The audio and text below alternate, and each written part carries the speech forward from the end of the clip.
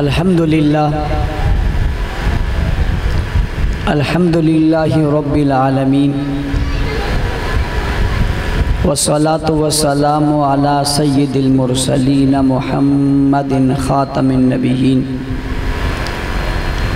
व अला आलिहि व अस्हाबिहि तय्यिबीन ताहिरीन ला सय्यमा अलल खुलफाइर राशिदीन अल महदीयीन व लानतुल्लाहि अला आदाइहिमुर राफ़िज़ीनल काफ़िरीनल मुर्तद्दीन इला यौमिद्दीन व नशहदु अल्ला इलाहा इल्लल्लाहु वहदहु ला शरीका लह व नशहदु अन्ना सय्यदना व मौलाना मुहम्मदन अब्दुहु व रसूलुहु अम्मा बादु फ़अऊज़ु बिल्लाहि मिनश शैतानिर रजीम बिस्मिल्लाहिर्रहमानिर्रहीम इल्ला तंसुरूहु फ़क़द नसरहुल्लाह इज़ अख़रजहुल्लज़ीना कफ़रू सानिय इस्नैन इज़ हुमा फ़िल ग़ार इज़ यक़ूलु लिसाहिबिही ला तहज़न इन्नल्लाहा मअना सदक़ल्लाहुल अज़ीम। आज का ये बहुत खूबसूरत इज्तिमा जो सालाना इज्तिमा है और ये ख़वातीन का इज्तिमा है। बड़ी कसीर तादाद में ख़वातीन इस इज्तिमा में हर साल शरीक होती हैं। मैं अपने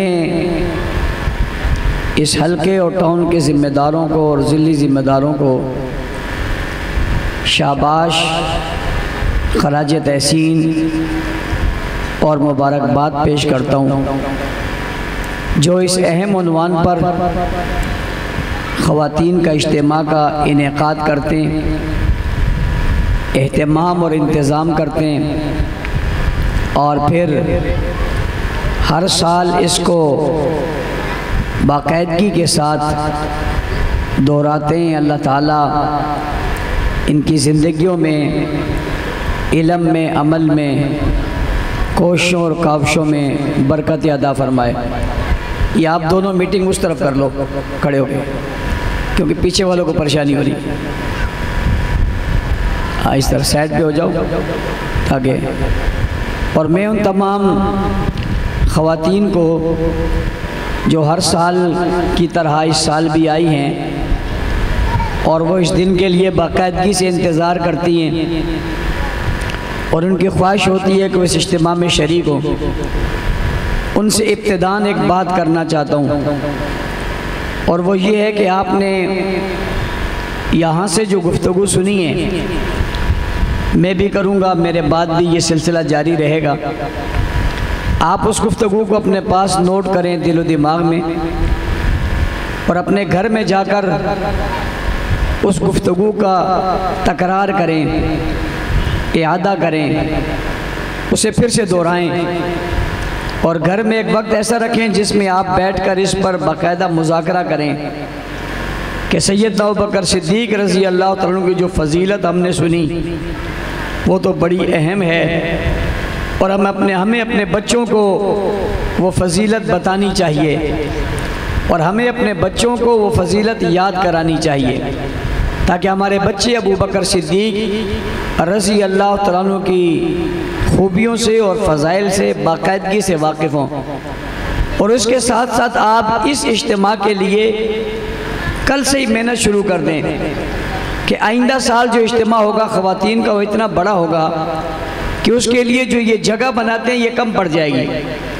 जब आप ये अपने पड़ोस में और अपने रिश्तेदारों में और अपने लोगों में ये दावत चलाएंगी तो एक तो दावत चलाते हुए आप सहाबा का तज़किरा करेंगी, दूसरा आप इस दावत में ज़हनसाज़ी करेंगी, इससे बरकत भी होगी और माहौल भी अच्छा बनेगा।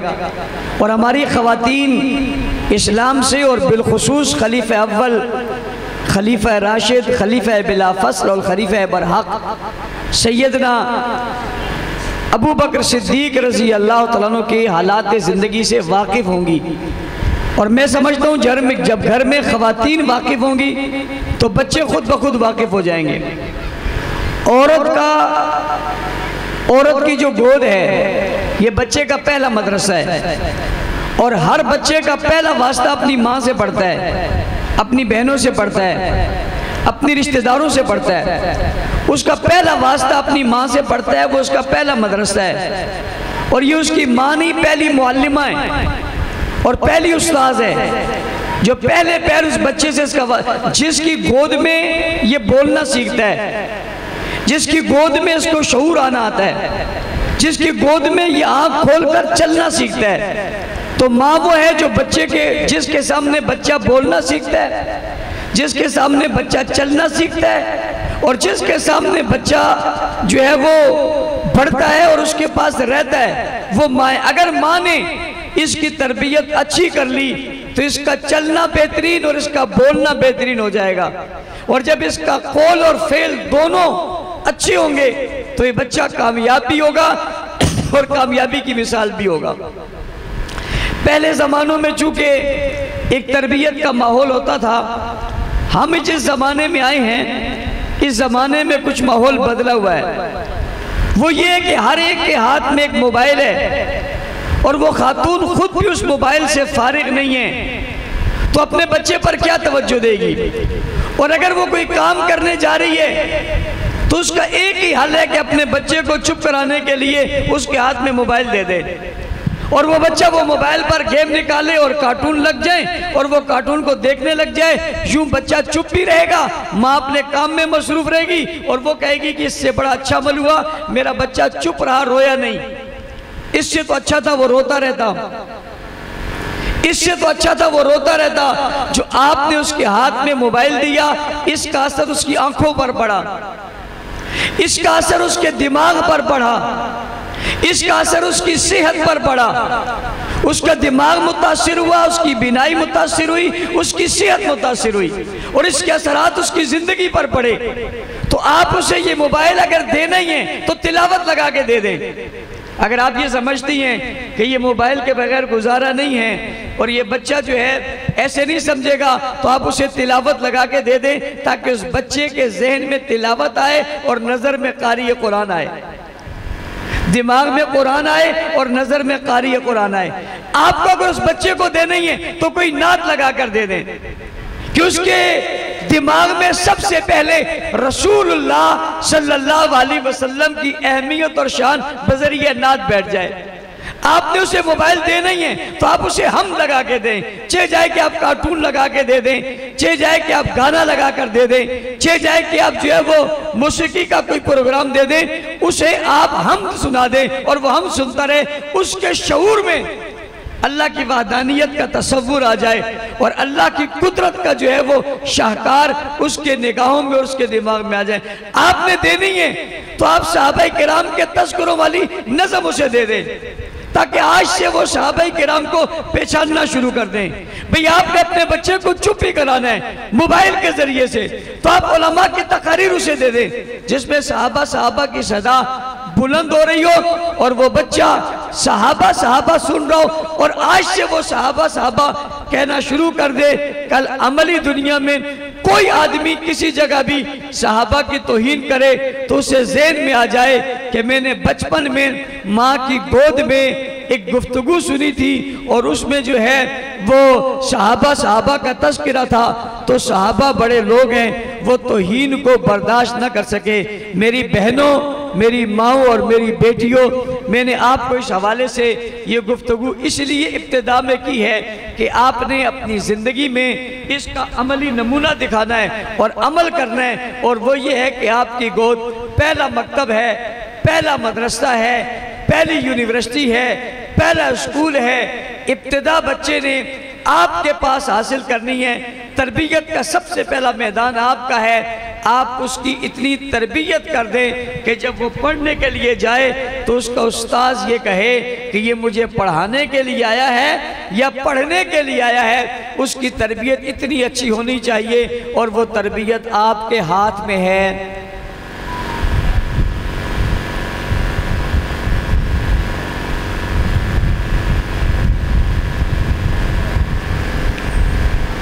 इस बात को समझने के बाद अब अगली बात समझिए।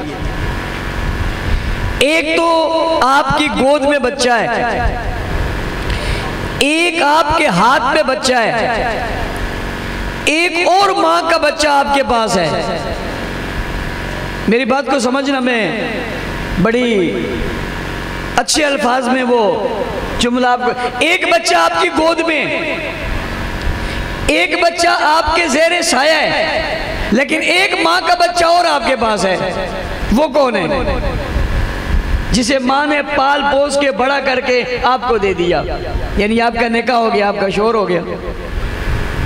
एक बच्चा वो है जो आपकी गोद में, एक बच्चा और है जो किसी ने आपको दिया है और आपको उसके हवाले किया है। आपने इस बच्चे की तरबियत भी करनी है, मगर उस पर भी नजर रखनी है, उस पर भी नजर रखनी है। वो कैसे? कोरोना के ज़माने में जब लोग अपने घरों में थे ना, तो लड़ाइयाँ बहुत होती थी। भाई लड़ाइयाँ क्यों होती थी? इसलिए कि शौहर घर से बाहर होता है, रात में कहीं आता है, ड्यूटी करके आता है, तो उसका वक़्त थोड़ा घर में गुजरता है, तो उसके सारे मामलात तो सामने आते नहीं हैं। वो कुछ दफ्तर में कर लेता है, कुछ बाजार में कर लेता है, कुछ बाहर इधर उधर देख दुख लेता है, आप तक बात नहीं पहुँचती। लेकिन कोरोना में जा ही कहीं नहीं रहा था, तो सारे रात से पड़ते उठते रहे। एक आदमी का मोबाइल घर में रह गया और लॉक लगाना भूल गया, तो उसकी बेगम ने वो मोबाइल उठा लिया और जब उसमें खोला तो उसको बड़ी टेंशन हो गई कि ये इसमें क्या क्या है। शौहर बार जो है वो पौधों को पानी लगा रहा था, इसने उसे कहा अच्छा पानी लगाकर कर आओ, तुम्हारा मोबाइल खुला हुआ था, मैं तुम्हें बताती हूँ। वो 2 दिन तक पानी लगाता रहा, अंदर ही नहीं आया।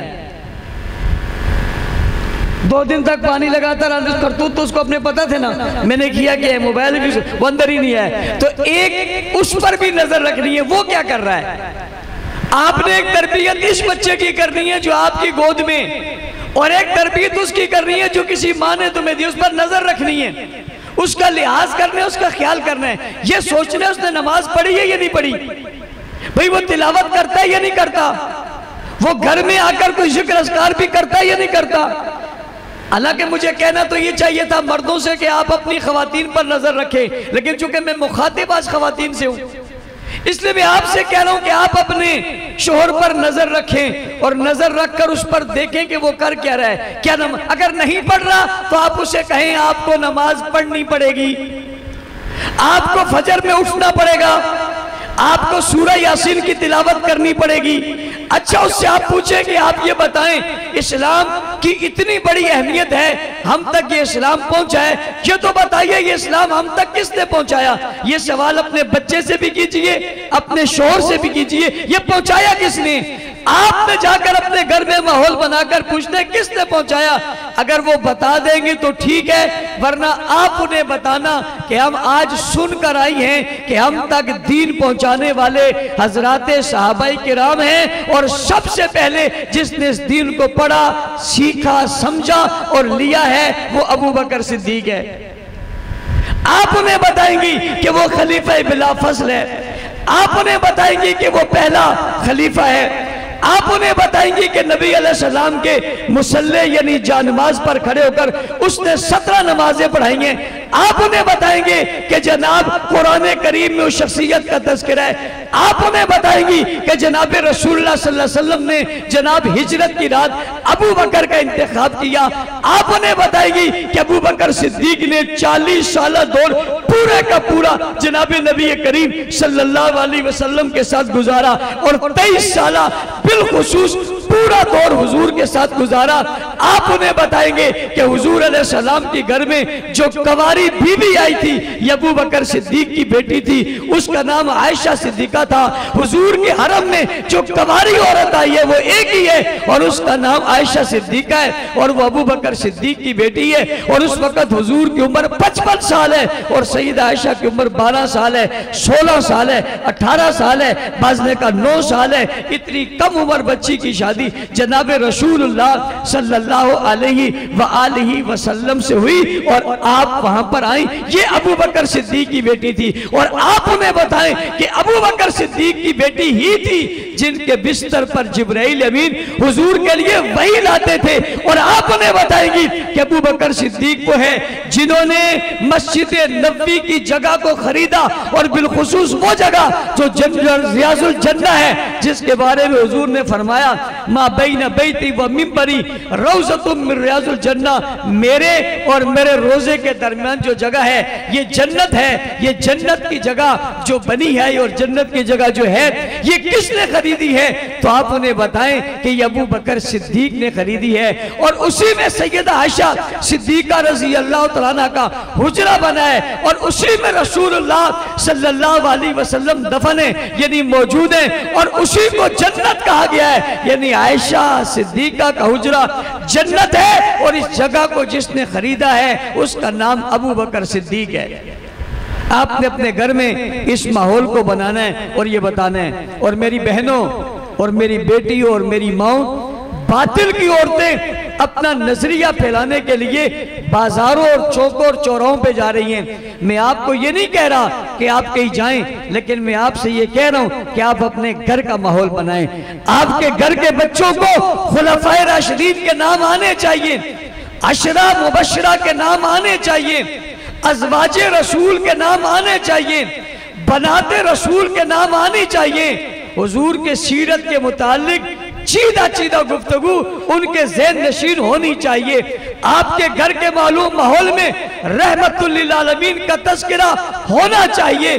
कुरान की तिलावत से आपका घर महकना चाहिए, नमाज का एहतमाम आपके घर में होना चाहिए। और ये यूं ही नहीं कह रहा, ये दीन और इस्लाम खवातीन के जरिए से भी दुनिया तक पहुंचा है। और अगर मैं ये कहूँ कि जनाब अबू बकर सिद्दीक रजी अल्लाह तआला अन्हु की जो बेटी है जिसका नाम आयशा सिद्दीका है, उससे 2200 रिवायात हैं, उनने 2200 हदीसें जनाब रसूलुल्लाह सल्लल्लाहु अलैहि वसल्लम से नकल करके उम्मत तक पहुंचाई हैं। आज अगर हमारे सामने घर की जिंदगी मौजूद है तो हमारी घर की जिंदगी हमारे सामने जनाब रसूलुल्लाह सल्लल्लाहु अलैहि वसल्लम की अज़वाज मुतहरात ने पहुंचाई है। और उनमें सबसे बड़ा किरदार सैयदना आयशा सिद्दीका रजी अल्लाह तआला अन्हा का है। और ये बात भी आपको बताऊं, घराने अबू बकर को अगर आप दरमियान से निकालेंगी तो खुदा की कसम खा के कह रहा हूं, अगर घराना अबू बकर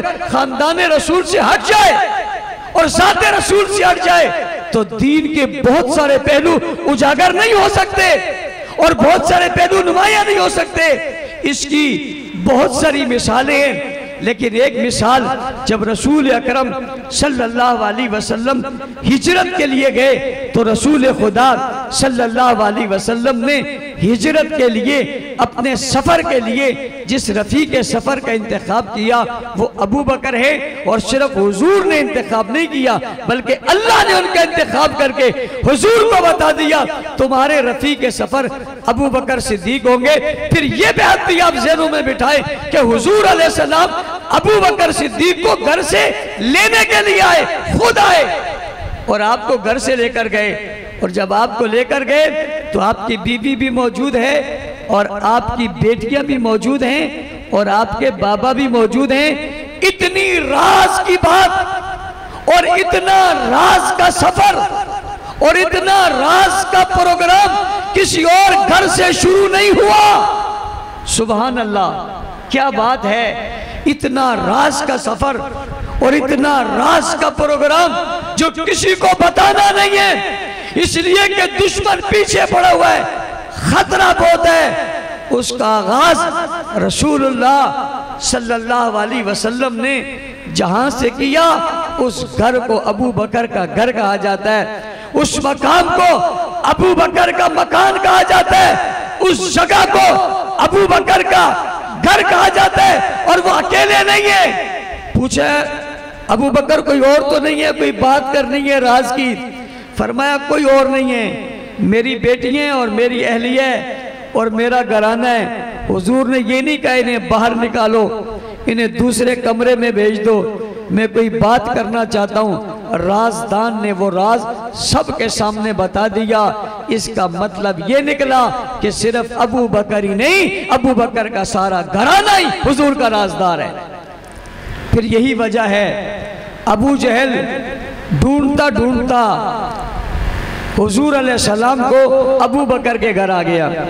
मैंने रात भी एक जगह गुफ्तगू की और यहाँ ये जुमला कहा, मैं यहाँ भी ये जुमला कहना चाहता हूँ कि बात दोस्त तो कर ही देते हैं, लेकिन बात दुश्मन करे ये कमाल होता है। दोस्त तो सभी कहते हैं कि अबू बकर और हुजूर एक हैं, सभी कहते हैं इनकी मोहब्बत है, सभी कहते हैं इनका प्यार है, मैं भी कहता हूँ इनका प्यार है। जब मैं कहता हूँ इनका प्यार है तो मुझे लोग कहते हैं आप तो कहोगे चूंकि आपको इनसे प्यार है, आप तो कहते ही हो। मैं उनकी बात कर रहा हूँ जिनको इन दोनों से प्यार नहीं है, और जिन दोनों को उनसे प्यार नहीं है। वो क्या कहता है? वो अपने काफिले को कहता है, छापा मार टीम को कहता है, हुजूर यहाँ नहीं मिले ना, मैं तुम्हें बताता हूँ कहाँ मिलेंगे। सबने हैरान होकर पूछा कहाँ मिलेंगे? उसने कहा मुझे पता है। अबू जहल हुजूर को भी नहीं मानता, अबू बकर को भी नहीं मानता, उसने कलमा भी नहीं पढ़ा, लेकिन वो मक्का में रहता है, उसकी आंखें तो है ना, उसने देखा तो है ना, उसने गौर तो किया है ना कि हुजूर होते किसके साथ है, रहते किसके साथ है, राज की बातें किससे करते, प्यार किससे करते, आपकी अकीदत आपकी उल्फत किसके साथ है, ये जानता है। इसीलिए उसने कहा मैं तुम्हें बताऊंगा अबू बकर कहाँ है, और ठीक उसी जगह पे पहुंचता है जहां हुजूर गए, ठीक उसी जगह पे पहुंचते हैं जहां हुजूर गए। हुजूर कहां गए? हुजूर भी अबू बकर के घर गए और अबू जहल भी अबू बकर के घर गया है। हुजूर ने भी एतमाद अबू बकर के पर किया है, और अबू जहल को भी था कि ये एतमाद अबू बकर पर ही है। ये राज की बात किसी और को पता नहीं होगी, इसी के घर जाएंगे, यही साथ जाएगा, इसलिए घर पर गए। दरवाजे पर दस्तक दी तो सिद्दीक की बेटी निकल आई। मेरी माँ और बहनों, बात करना आसान है, किस्से सुनाना आसान है, मरसिये पढ़ना आसान है, गुफ्तगू करना आसान है, तकरीरें करना आसान है, मगर वो दौर बड़ा मुश्किल है, वो जमाना बड़ा मुश्किल है। उस दौर और जमाने में दरवाजे पर दस्तक हुई, हजरत आसमा निकली। अबू जहल ने कहा हुजूर कहाँ हैं? अबू बकर कहाँ हैं? आसमा ने ये नहीं कहा मुझे नहीं पता कहाँ हैं, आसमा ने कहा मैं नहीं बताती कहाँ हैं, मैं नहीं बताती, मैं नहीं बताती कहाँ हैं। नहीं बताती क्या मतलब? नहीं बताती, इसका मतलब पता है किधर गए? हुजूर आए थे, आए थे, सिद्दीक साथ थे, साथ थे, अबू बकर साथ ले गए, कहाँ गए? नहीं बताती। अबू जहल ने थप्पड़ मारा, उस जालिम ने, उस बदबख्त ने। मुसलमानों हमारा दीन पर क्या लगा है? अबू बकर की बेटी ने अबू जहल का थप्पड़ खाया। और मैं आपके तवस्सुस से एक सवाल करने लगा हूं, शिया जवानों, तुम अपने बड़ों से पूछ कर जरा बताओ ना, दीन इस्लाम के लिए क्या अबू बकर की बेटी ने थप्पड़ नहीं खाया? क्या उसे थप्पड़ मारने वाला अबू जहल नहीं था? तुमने कभी तबर्रा अबू जहल पर क्यों नहीं किया? तुमने कभी तनकीद अबू जहल पर क्यों नहीं की? लगता है तुम्हारा कुछ लगता है, तुम्हारे ना बोलने से लगता है तुम्हारा कुछ लगता है। तुमने उस पर तो तबर्रा किया जिसने नबी की इज्जत के लिए, राज को छुपाने के लिए, बात को ना बताने के लिए अबू जहल का थप्पड़ खा लिया, और उस मासूम से चेहरे पर निशान पड़ गए। सैयदा आसमा के रुखसार पर, चेहरे पर उंगलियों के निशान पड़ गए। बताओगी? क्या नहीं बताऊंगी?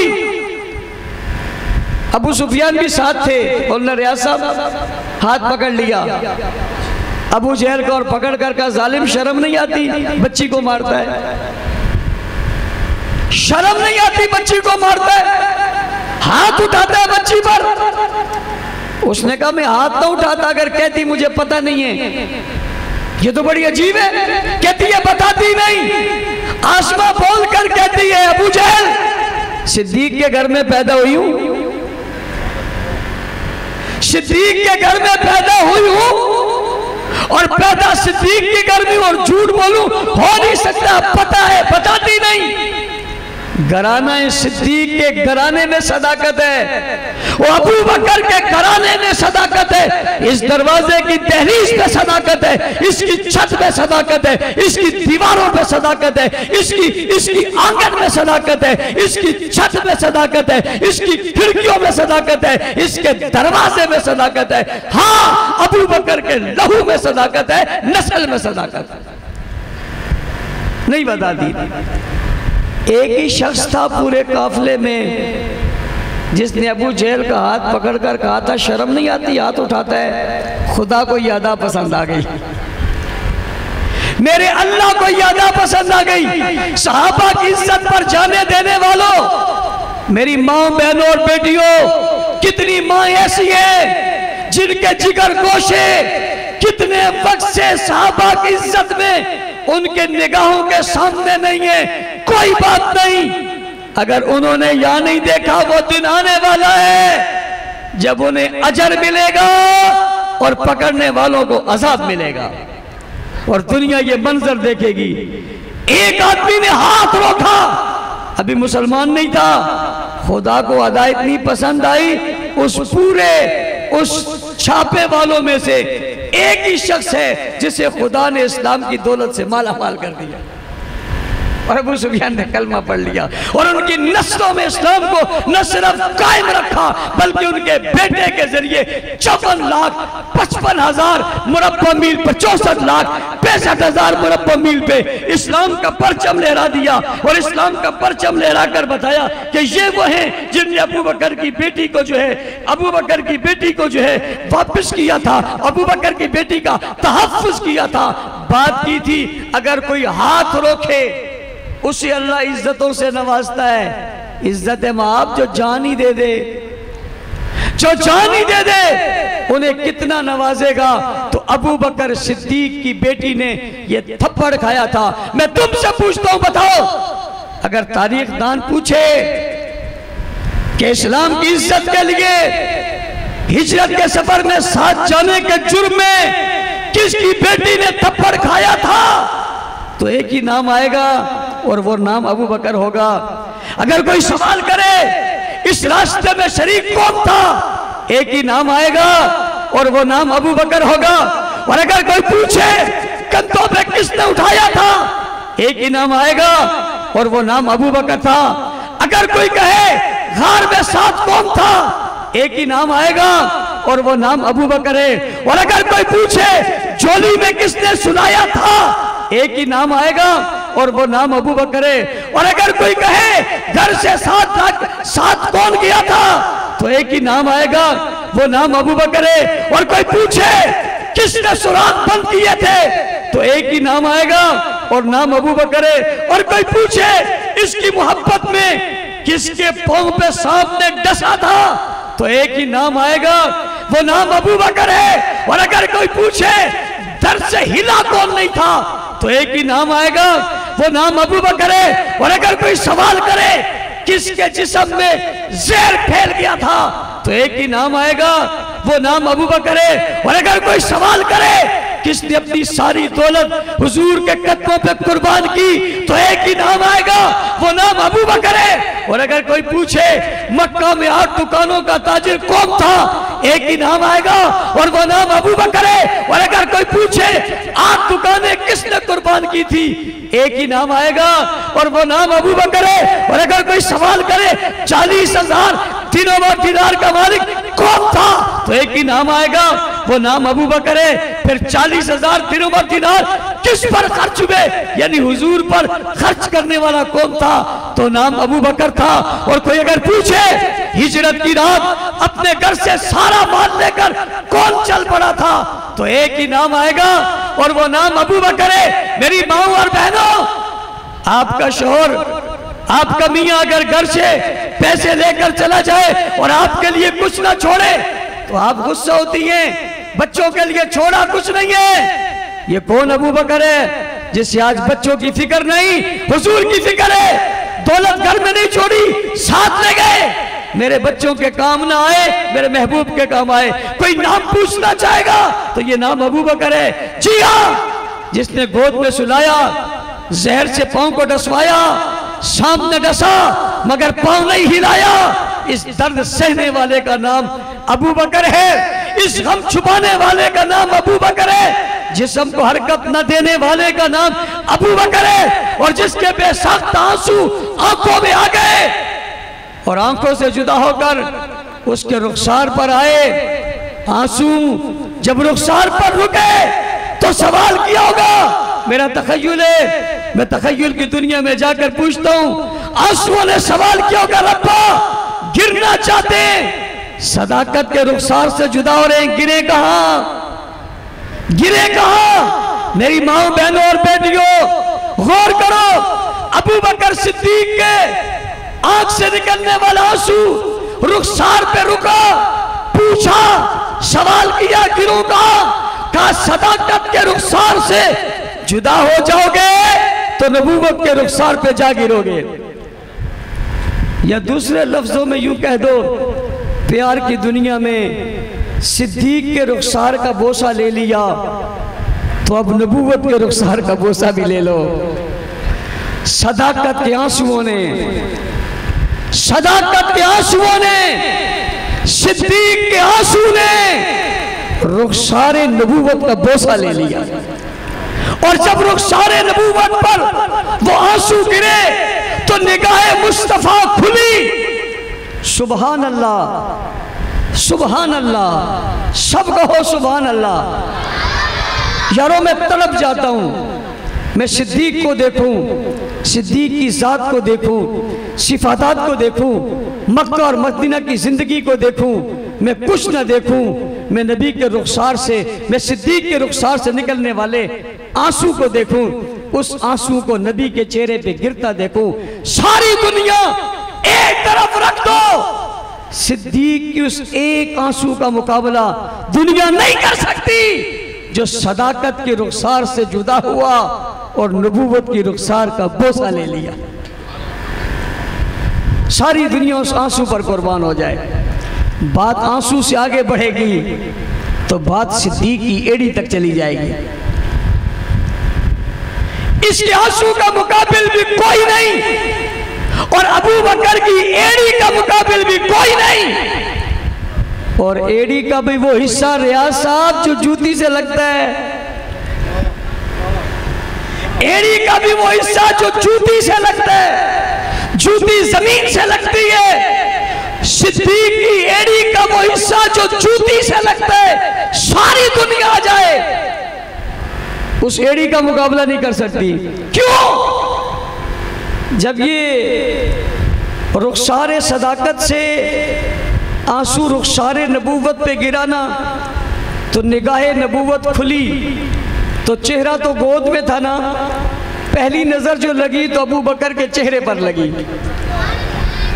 यार किस मोहब्बत की दुनिया में जाऊं मैं, इश्क और मोहब्बत के इस दरिया में गोता जन रहूं और तैरता रहूं और गहराई में जाता रहूं। हर तैरने में, हर गहराई में एक नियम होती है, एक नई हिकमत है। और अबू बकर की अज़मत रोजाना बयान करो, रोजाना अजीब नुक्ते, और आप नुक्ते बयान करते चले जाओ, जिंदगी इख्तिताम पसीर हो जाएगी। सिद्दीक के हर वाक़े में रोजाना एक नया मोती निकलेगा। आपने आंख जब खुली ना तो पहली नजर अबू बकर पर पड़ी। अबू बकर की नजर तो पहले ही पड़ी हुई थी, बल्कि अबू बकर की नजर तो पहले ही लगी हुई थी। नजर सिद्दीक नजर रसूल पर थी और रसूल की नजर आराम कर रही थी। इधर आंसू गिरा, उधर निगाहे नबूवत खुली तो नजर से नजर जा मिली, नजर से नजर जा मिली, नजर में नजर, नजर नजर में नजर गई।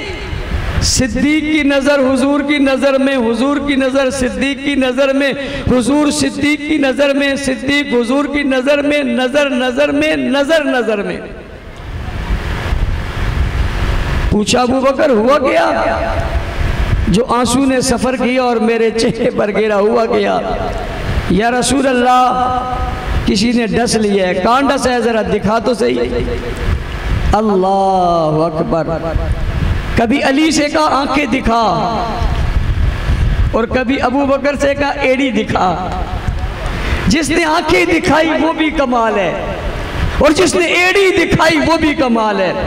और कभी उंगली नबूवत की, शहादत की उठी, हुजूर के लबों से लगी, आए सुभान अल्लाह। हुजूर के लब, वो लब हिले तो हलाल हो जाए, वो लब इनकार करे तो हराम हो जाए, वो मुस्कुराए तो जन्नत को रोशनी मिल जाए, वो हंसे तो चांद को रोनाई मिल जाए, उन पर खुशी आए तो सूरज को रोनाई मिल जाए। उन ओठों पर अपनी उंगली लगाई, लाबे दहन लिया, सिद्दीक की हेड़ी को लिया और उस पर लगा दिया। लोग कहते हैं आप सिद्दीक की बात करते हो। मैंने कहा सिर्फ सिद्दीक की नहीं, मैं एड़ी की बात करता हूं। जो सिद्दीक की एड़ी का इनकार करे वो भी काफिर है, वो भी काफिर है। इस एड़ी पे रसूलुल्लाह का लाबे दान लगा है। और आप मेरी माँ और बहनों जानती हो, जब आपके घर में किसी बच्चे को बिच्छू काट ले, सांप काट ले, कोई पागल कुत्ता काट ले, तो आप जल्दी से डॉक्टर के पास जाती हो और जाकर इंजेक्शन लगवाती हो।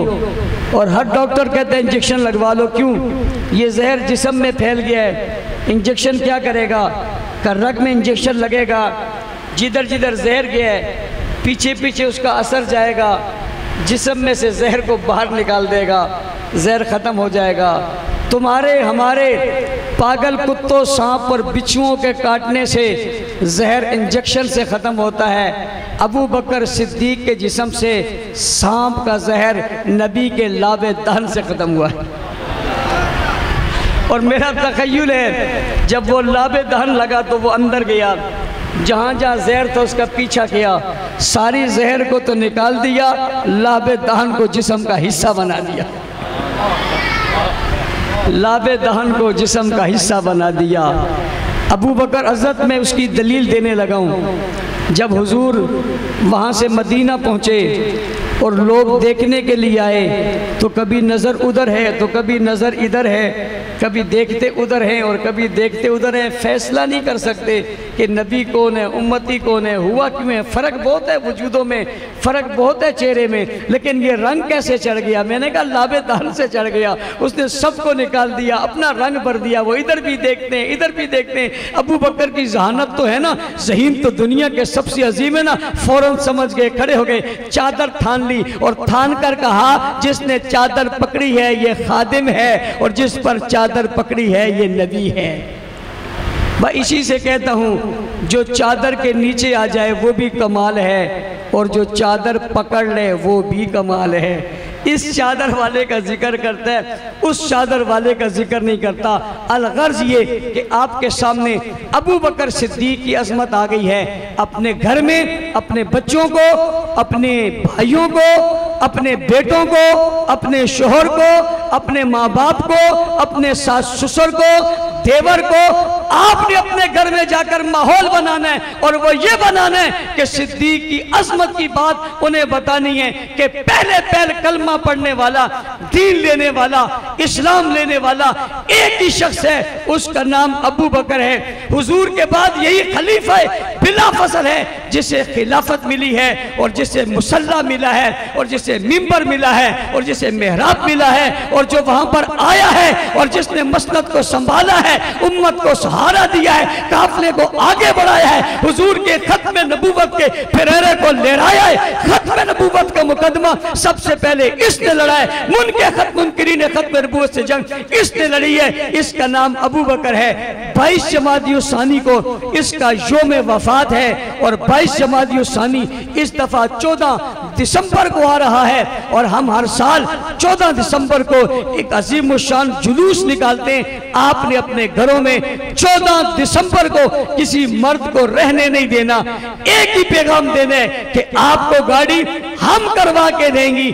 आप अपने घर से अपने खर्चे पर अपने बच्चों से चंदा लेकर हर घर से गाड़ी बुक कराएं। अपने शोहर से कहें, अपने बेटे से कहें, अपने जो है वो ससुर से कहें, देवर से कहें, आज आपने भाइयों से कहें, आपने इस जुलूस में जाना है जो 14 दिसंबर को दिन 2 बजे लसबेला चौक से शुरू होगा और तिब्बत सेंटर तक आएगा।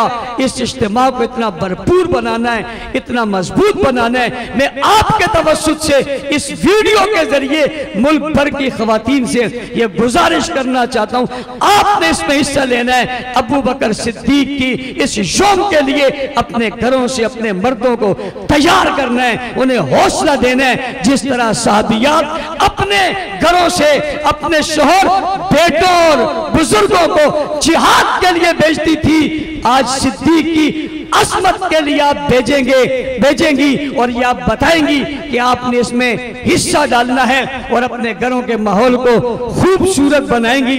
अपने बच्चों को कभी कभी बिठाया करो और बिठाकर उनसे नारा लगवाया करो, सहाबा सहाबा। ये सामने वाले बच्चे सारे कह दें सहाबा सहाबा सहाबा सहाबा, ऊंची ऊंची सहाबा।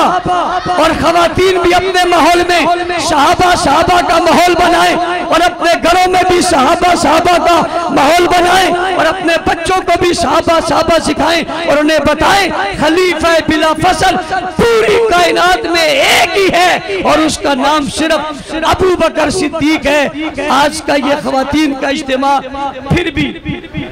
फिर भी जारी रहेगा और इंशाअल्लाह इसके बाद भी उलमा आपसे बहुत खूबसूरत गुफ्तगू फरमाएंगे। मेरी इब्तिदाई गुफ्तगू को सामने रखकर आपने उनकी बातों को भी सुनना है, फिर अपने घरों में बताना है और अपने घर में एक वक़्त ऐसा निकालना है जिसमें आपने हिकायत सहाबा की तालीम करनी है। मेरी पढ़ी लिखी बच्ची वो हिकायत सहाबा की तालीम करे, रोजाना एक किस्सा सहाबिया का अपने घर में, सहाबा का अपने बच्चों को, बच्चियों को, घर वालों को पढ़ाकर वो पढ़ाएंगी, सुनाएंगी, उसे याद करवाएंगी और अपने बच्चों को किस्सा ज़बानी याद कराएंगी। मुझे उम्मीद है इंशाअल्लाह आइंदा का जो इज्तिमा होगा वो बहुत बड़ा भी होगा, अजीमुशान भी होगा। और मैं बंदानी कॉलोनी के लोगों से कहना चाहता हूँ, बंदानी कौम के लोगों से कहना चाहता हूँ, ये तुम्हारे हिस्से में ये सिलसिला आया, खवातीन का इज्तिमा तुमने सबसे पहले किया। पूरे मुल्क में इंशाअल्लाह हम ये इज्तिमा करने जा रहे हैं, इसका आगाज आपने किया है, सवाब आपको मिलेगा और आइंदा जो इज्तिमा होगा वो आपके इस हाल में नहीं आ सकेगा, आपको किसी ग्राउंड का इंतखाब करना पड़ेगा। ये खवातीन इतनी मेहनत करेंगी, वो इज्तिमा अजीम शान खवातीन का भरपूर होगा। अल्लाह ताला हमें अमल की तौफीक अता फरमाए। जिंदगी रही फिर मुलाकात होगी। व आखिरु दावाना अल्हम्दुलिल्लाह रब्बिल आलमीन।